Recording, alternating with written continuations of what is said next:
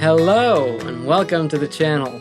In this video tutorial, we will analyze the process and the rules we must follow in order to create our own user real chord and user real bass for the Ketron event. But first, let's talk about what real chord and real bass are.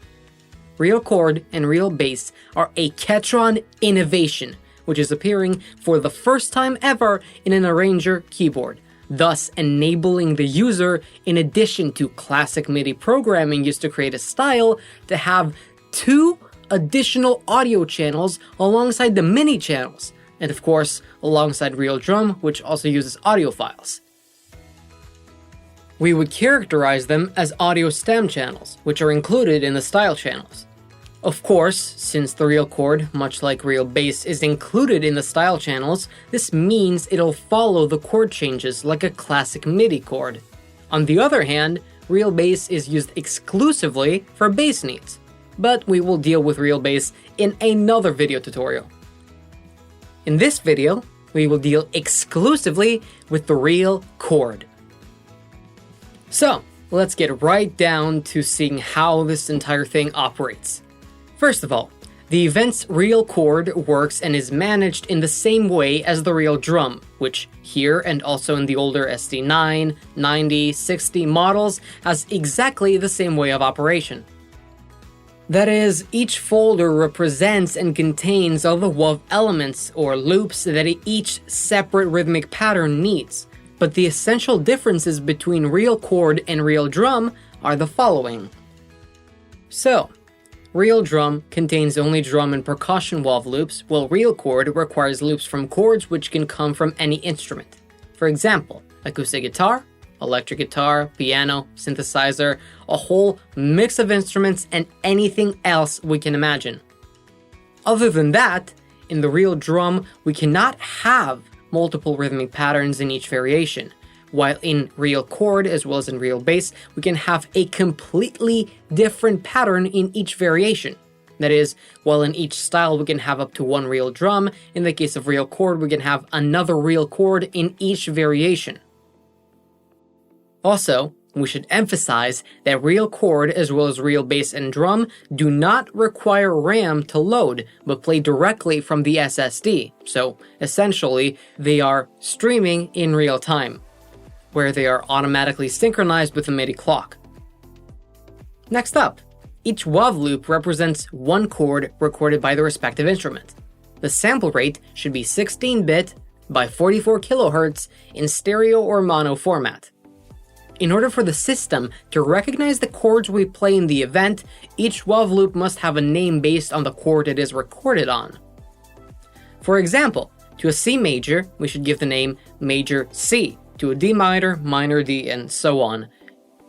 In a list that will be displayed at the end of the video, all 13 different chords supported by real chord will be described in detail, as well as the name of each individual chord.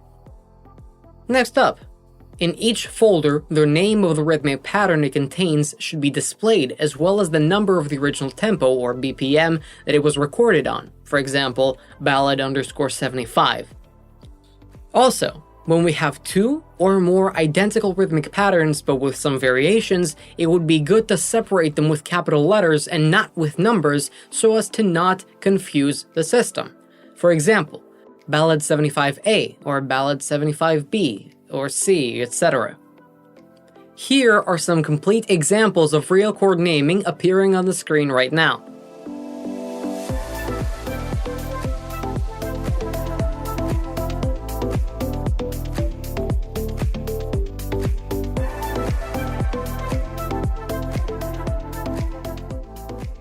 We also need to remember that it is not necessary to record all 13 different chords for a user real chord to work.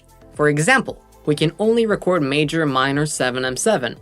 Of course, in this case the system will only play these chords in real chord, but with a smart combination with MIDI chords this gap can be covered. Additionally, it is necessary to have the sharp in the chords because the system does not transpose them on its own, so the sharp has to be present. Of course, if we don't want to re-record them, we can easily audio transpose the pure notes through the DAW we're working on, like Cubase, Logic, Reaper, etc. For example, We can transpose a C major through pitch shift as C major sharp and then make it an audio export, thus creating the WAV files of the tracks. Along with all the chords, we can also include some chord sequences which will have the role of intro and ending.